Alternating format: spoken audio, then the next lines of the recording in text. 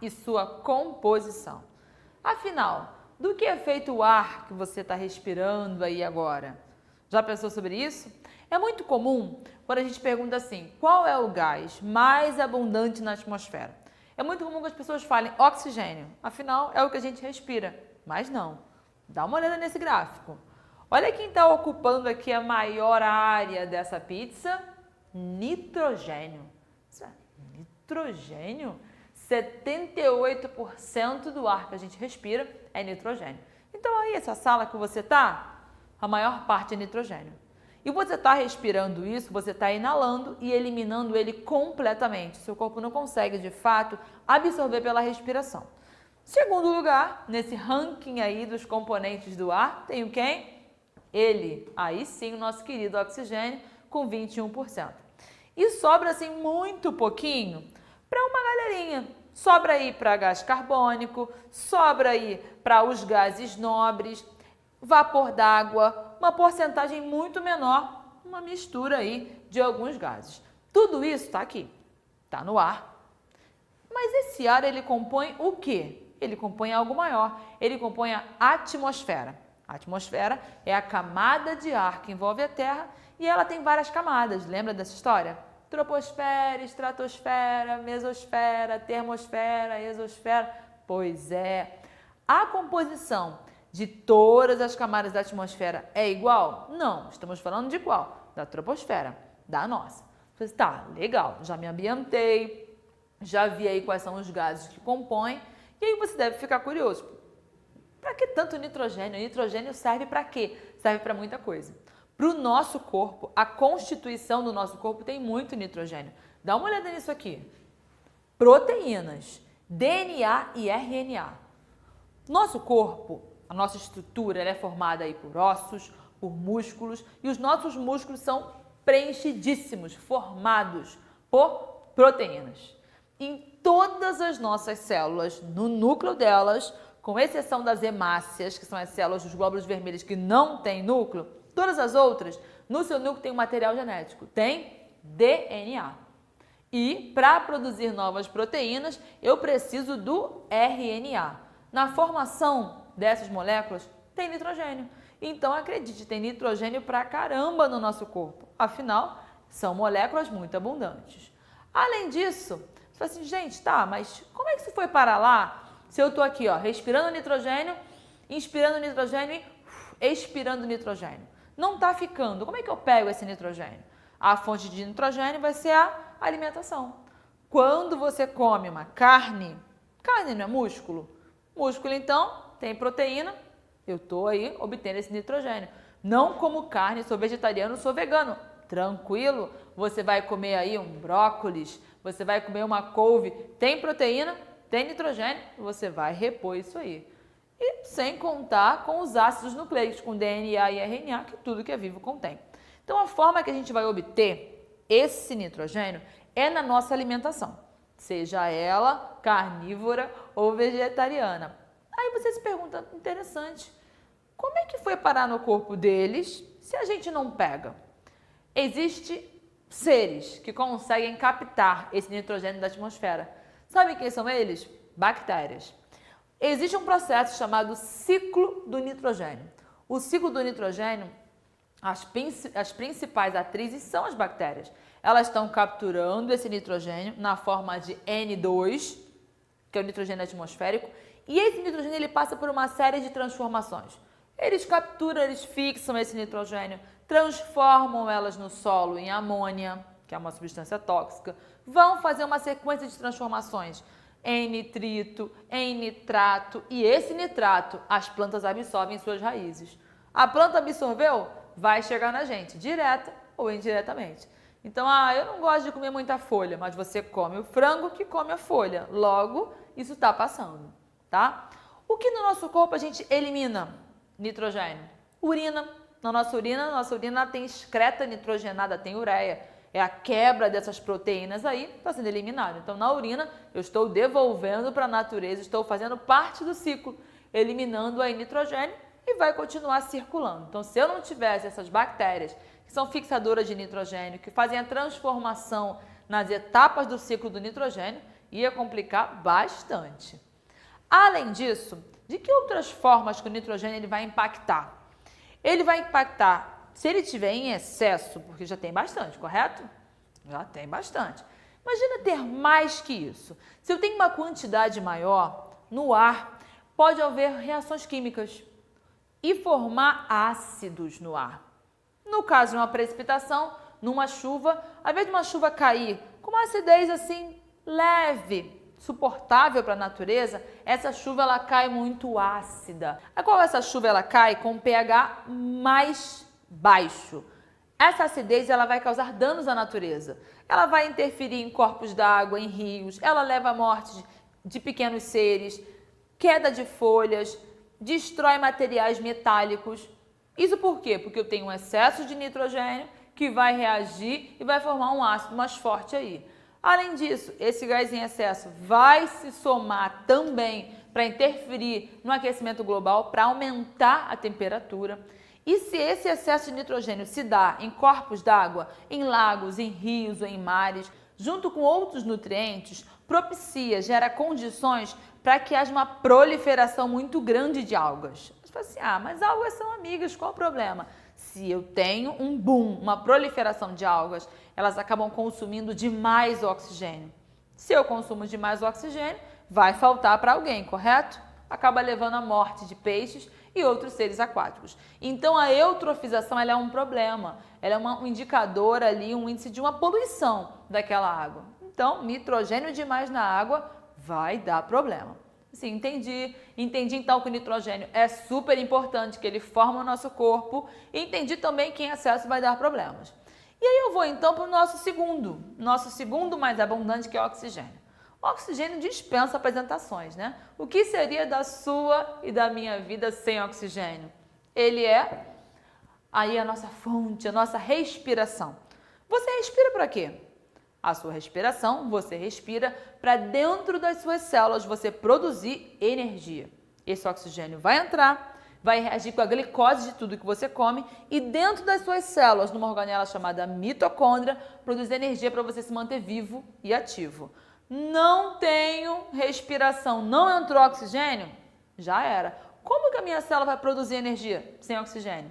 Então, o oxigênio é muito importante. E no caso da combustão? O oxigênio, ele é essencial para que haja queima de qualquer coisa. Se você vê fogo, é porque eu tenho ali o oxigênio. Uma experiência simples e que muitos bombeiros usam essa técnica, abafar. Tem alguma coisa pegando fogo, uma pequena chama, se você abafar ela, se você reduzir a disponibilidade de O2 para ela, vai acabar. Então, se há combustão no nosso planeta, se há queima, é devido à presença de oxigênio. Isso é legal. Entendi a importância dele. Ele pode estar, então aqui, no nosso oxigênio, está na forma de O2. Você deve se perguntar, mas e o tal do O3? O3 é ozônio. O ozônio, aqui, a nosso nível aqui na troposfera, aqui é ruim. Aqui ele é tóxico. O ozônio lá na estratosfera, o O3, é bacana. Ele forma a camada de ozônio que filtra os raios solares, tá? Quem mais está aí na nossa atmosfera? Pequena quantidade, mas muito importante. CO2, gás carbônico ou dióxido de carbono. De 2, né? De 2, óxido, carbono. Dióxido de carbono ou gás carbônico. Ele é o produto aí da nossa respiração, né? O que sobra, o resto da respiração, a gente expira CO2. Para a gente, é um produto, é um resíduo. Agora, para plantas, para algas, para algumas bactérias, é a base, é a fonte da energia, porque elas fazem fotossíntese. Fotossíntese é aquele processo que na presença da luz, esses seres eles vão produzir dentro de si o seu próprio alimento, a sua fonte de energia. Então eu preciso, é necessário para que ocorra a fotossíntese, a presença do CO2. Então olha que interessante, a gente vai respirando, eliminando o CO2, a gente queima coisas, combustões naturais, liberam CO2 e as plantas vão capturar. O CO2, ele também aí na quantidade legal que ele está na nossa atmosfera, apesar de você pensar assim, gente, mas é muito pouquinho, na proporção, mas tem uma quantidade legal. Ele é um gás estufa, ele é um gás que ajuda a Terra de forma natural Efeito estufa é natural, de forma natural, reter calor.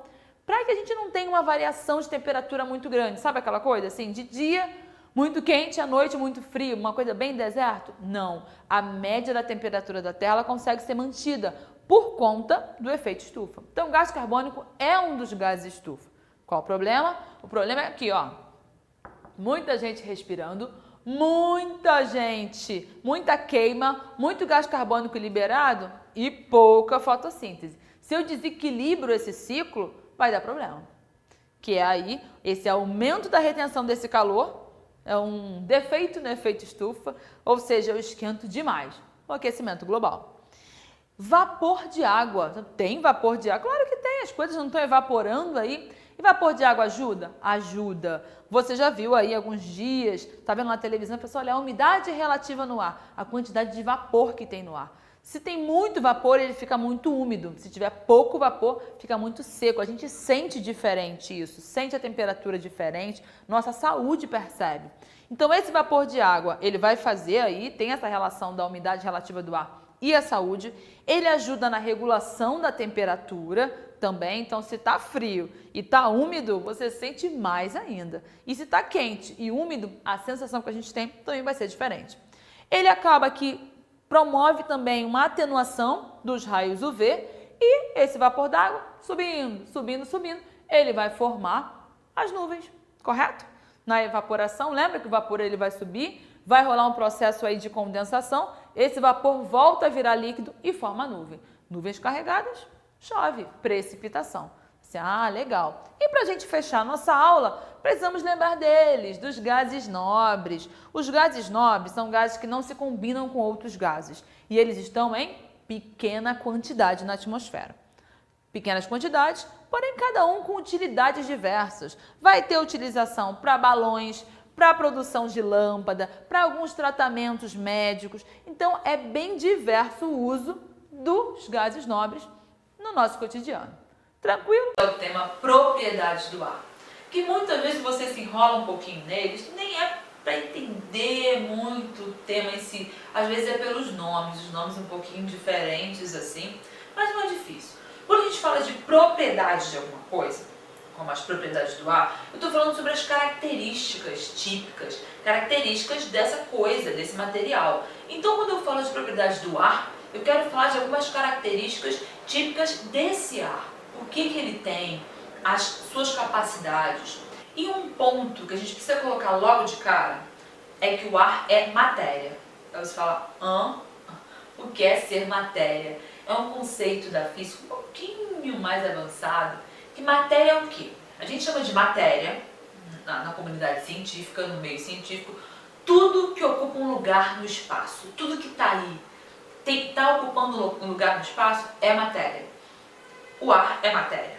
Você não está vendo, mas ele está aí, ele está ocupando espaços, ele está aí. E como propriedades da matéria, como características da matéria, esse ar, ele tem massa e tem peso. É uma propriedade do ar, ter massa e ter peso. Você fala, qual é a diferença? Quando a gente vai numa balança, a gente sobe lá e eu vejo lá 30 quilos, 50 quilos, foi esse tempo, tô longe. Eu falo assim, eu estou me pesando, esse é o meu peso. Cientificamente não está correto. O que a gente está verificando ali é a nossa massa. A massa é a quantidade de matéria que tem num corpo. Então, a minha massa pode ser maior do que a sua massa, a quantidade. Se eu pego a quantidade de matéria de uma bola de futebol, é diferente da quantidade de matéria de uma azeitona. A massa pode ser diferente, certo? Agora, o que é o peso? O peso é a ação da força da gravidade em cima dessa massa. Então, quando eu vou na balança, eu verifico a minha massa. E o peso? O peso é uma outra grandeza a ser calculada. Há uma força invisível que puxa tudo para baixo. A gente joga para cima e cai. É a força da gravidade. Essa força da gravidade que puxa tudo para o centro da Terra, ela age sobre tudo. E ela age sobre o ar também. Então, o peso é a ação da força da gravidade, essa força invisível, em cima sobre a massa de um corpo. E no nosso caso, do ar. Então, eu falo para você, propriedade do ar, o ar tem massa. Significa que ele pode ser verificado numa balança, por exemplo, é possível. Eu posso colocar um balão cheio de gases e um balão vazio numa balança e vai haver diferença na sua massa, correto? E o peso? O peso é a ação da força da gravidade, essa força invisível em cima dessa massa. Tanto é real que a maior concentração de gases mais próximo da superfície do solo do que lá em cima. Então, quanto mais próximo ao solo, maior quantidade de gases. E lá em cima, quanto mais lá em cima, tem menos gases. A gente fala que o ar é rarefeito. Entendido essas duas primeiras propriedades, massa e peso? Tranquilo. Vamos para a próxima. E essa próxima é a compressibilidade. Compressibilidade lembra comprimir. O ar ele pode ser comprimido, ele pode ser apertado em espaços menores. Como eu vejo isso? Se eu estou enchendo um colchão inflável, enchendo uma bola, você vai ali com a bombinha ou assoprando. O que você está fazendo? Você está colocando muito ar ali dentro. Quanto mais você coloca, mais firme essa bola ou esse colchão ele fica. Ou seja, o ar está super comprimido lá dentro. É uma característica do ar, a compressibilidade. E uma outra propriedade do ar é a chamada expansibilidade. O ar ele tem a tendência de se espalhar nos ambientes. Se tem um cheiro lá na cozinha, você vai começar a sentir aí onde você está. Se tem um cheiro de queimado, porque esse ar está se espalhando, é expansibilidade. É uma propriedade do ar. E aí se eu junto a capacidade de ser comprimido num local e a capacidade de voltar à condição inicial, eu tenho a propriedade chamada elasticidade. Isso é ser elástico. Então o ar, a propriedade, quando eu falo o ar é elástico, ele tem elasticidade. Eu estou falando que ele tem a capacidade de ser comprimido e de voltar ao estado inicial. Isso é elasticidade. Então sacou? Compressibilidade, capacidade de ser comprimido, expansibilidade, capacidade de se espalhar nos ambientes e a elasticidade. Tranquilo, né? Uma outra propriedade também, uma característica do ar, é que ele oferece resistência. Se você pega um papel, uma folha de papel e solta, ela não cai ultra rápido, ela cai um pouco mais lentamente. E se você fizer esse mesmo teste entre uma folha aberta e uma bolota de papel, você vai ver que é diferente. Porque o ar, ele oferece uma resistência. Então, se eu tenho uma área maior, ela vai dando ali uma planada. Uma forma super real de eu provar para você a resistência do ar é quando se abre um paraquedas. Você já viu um vídeo no YouTube, na TV, tá lá o cara caindo numa velocidade absurda, abre o paraquedas. Ele até sobe e volta, porque o ar ele oferece uma resistência, é uma propriedade do ar. Você não vê, mas ele está super aí. Outra propriedade importantíssima da gente falar é a pressão. O ar, ele exerce pressão. Como assim? Essas partículas de ar, elas estão se movendo, elas estão se chocando, essas moléculas. Imagina, cada bolinha dessa aqui representando um átomo, elas estão aí se chocando. O conjunto dessas forças a gente chama de pressão. Então o ar, ele está agindo, colocando uma pressão sobre mim, está, e sobre você também. Por que eu não sou esmagada pela pressão do ar? Há uma pressão no meu interior, no seu interior, que está equilibrando com a pressão externa. Mas o ar ele exerce pressão. Como que você pode ver isso? Se você viaja, você vai para um local com a maior altitude, seja num avião, subindo uma serra, você sente um incômodo no ouvido. É diferença de pressão. E quando você desce, também. Se desce, isso acontece por conta da diferença de pressão entre o que está dentro do seu corpo e o que está do ambiente externo nos seus ouvidos. Então a pressão ela está aí, ela está exercendo, o ar ele exerce uma pressão sobre nós. Ela pode ser medida, existe um aparelho chamado barômetro, que é o que vai estar medindo essa pressão. E a gente pode perceber ela em situações da nossa vida, como essa que eu acabei de pontuar para você. Outras que a gente percebe essa pressão do ar agindo sobre nós. Eu tenho, por exemplo, eu pego um desentupidor de pia e fixo ele no azulejo. Sabe o que é um desentupidor, né? Fixo no azulejo. Você comprime ele ali e fica. Como que ele está ficando? É a pressão do ar que está fixando ele ali, nessa parede. É um exemplo. Outro exemplo super do nosso cotidiano é canudo. Você pega um canudo, está bebendo ali uma bebida. O que você está fazendo? Quando você suga, você tirou o ar do canudo. Entendeu, né? Tirou o ar do canudo. Quando você tirou o ar do canudo, deu espaço, vagou espaço para quem subir? A bebida. Mas quem é que faz ela subir? A pressão do ar. A pressão, ela age na bebida e a bebida sobe no canudo. Não é você que está fazendo todo o trabalho. É a pressão atmosférica, a pressão do ar. O seu trabalho no canudo é só liberar o espaço no interior do canudo. Tirei o ar dali, a pressão atmosférica empurra a bebida e a bebida sobe no canudo e chega na sua boca. Olha, já pensou nisso? Já tinha pensado que o trabalho não é todo seu e sim da pressão atmosférica? Pois é, ela está no nosso cotidiano, tá vendo? E é bacana que a diferença de pressão atmosférica, ela se deve também aqui na Terra quanto à altitude. Quando a gente está mais a nível do mar, a pressão atmosférica ela é maior. Quando a gente sobe para um local mais alto, a pressão ela é menor. Então, se eu estou a nível do mar, pressão maior. Se eu subo, pressão menor. Então, se você mora num local de grandes altitudes, a pressão atmosférica aí, ela é menor do que, por exemplo, eu que moro no Rio de Janeiro a nível do mar. A diferença. Então, quando eu estou a nível do mar, uma pressão atmosférica maior, e eu vou para um local com maior altitude, vai me incomodar, eu vou sentir essas diferenças de pressão. Diferença de pressão atmosférica. Correto? Tranquilo. Sobre as camadas da atmosfera. Nesse bloco de estudo, onde você vai estudar sobre o ar, você já relembrou, você já aprendeu o que é a atmosfera. Que é isso, a camada de ar que envolve a Terra. A gente sabe que essa camada ela é composta por diversos gases, que a gente vai relembrar em alguns vídeos mais pra frente. Agora, ok, é uma camada de ar que envolve a Terra. Mas que tamanho essa camada tem? Né? Qual a importância dela? A camada atmosfera ela é essencial para a nossa vida para manter a temperatura da Terra, né? Através aí do fenômeno do efeito estufa. Ela é importante para proteger-nos de corpos celestes que circulam no espaço, que podem nos atingir. Ela é importante para a vida na Terra, sua composição permite a vida e a diversidade de vida na Terra. Então, você vê, é importante? É muito importante.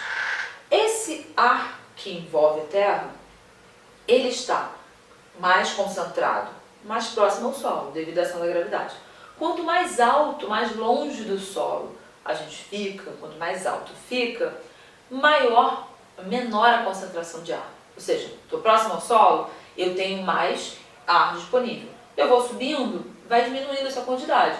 O ar vai ficando rarefeito. Raro, vai ficando raro, vai ficando pouco frequente. Ou seja, vai diminuindo de acordo com a altitude, certo? Mas quais são as camadas da atmosfera?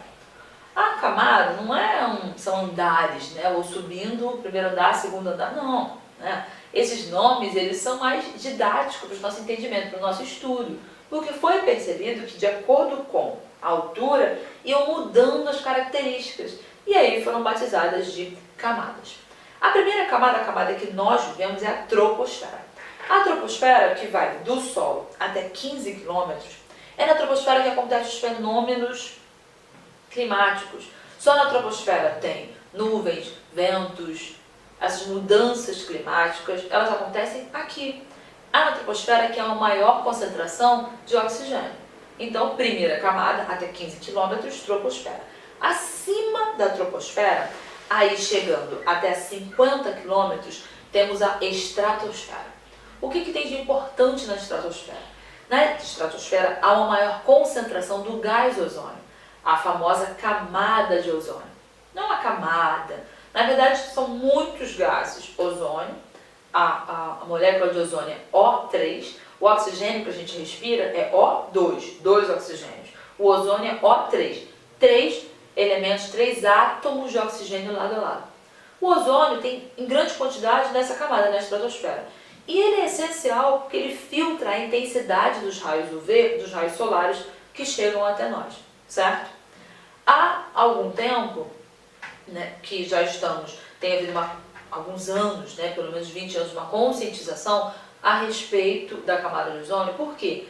Foi descoberto que um gás, o CFC, gás clorofluorcarbono, que era utilizado em jets de aerosol, em alguns utensílios de casa como ar-condicionado, geladeira, que ele emitia esse gás, um gás que é inofensivo para a gente, mas que quando ele chegava na estratosfera, ele rompia, ele quebrava a molécula de ozônio, formando tal buraco na camada de ozônio, ou seja, um local onde tinha menos ozônio, aumentando a intensidade solar.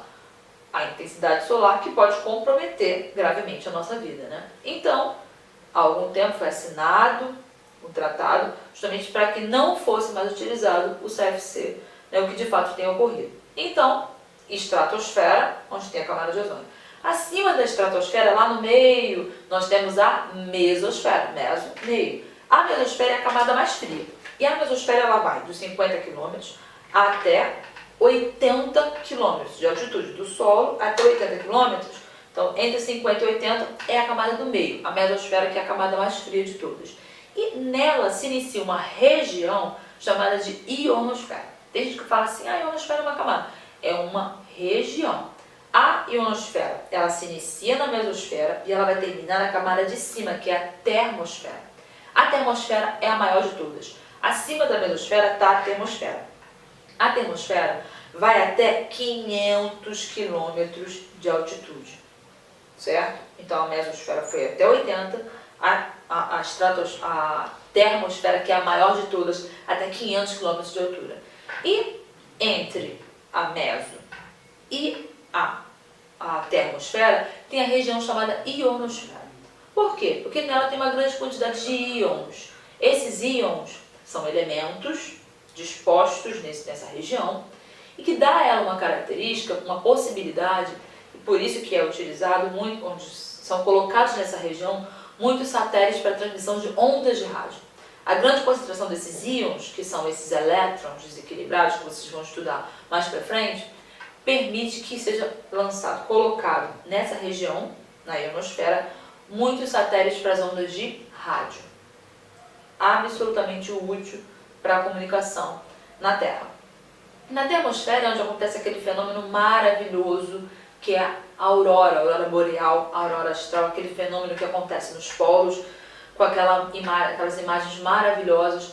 Depois dá uma pesquisada para você ver que imagens impressionantes. Esse fenômeno, então, se olha no céu, vê aquela mudança de coloração no céu, onde que está acontecendo essa mudança? Lá na termosfera, que é a maior camada.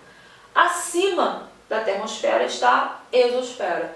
A exosfera, ela já vai justamente finalizando em contato, é a última camada, aquela que vai estar em contato com o espaço sideral. Na exosfera, justamente já está bem raro os gases que compõem a nossa atmosfera e assim finaliza a nossa atmosfera. Então, a atmosfera envolvendo a Terra, primeira camada, troposfera, acima da troposfera, estratosfera, no meio, mesosfera, depois a gigantona termosfera e por último a exosfera. Exo significa externo, fora. Então, é a última camada. Ok?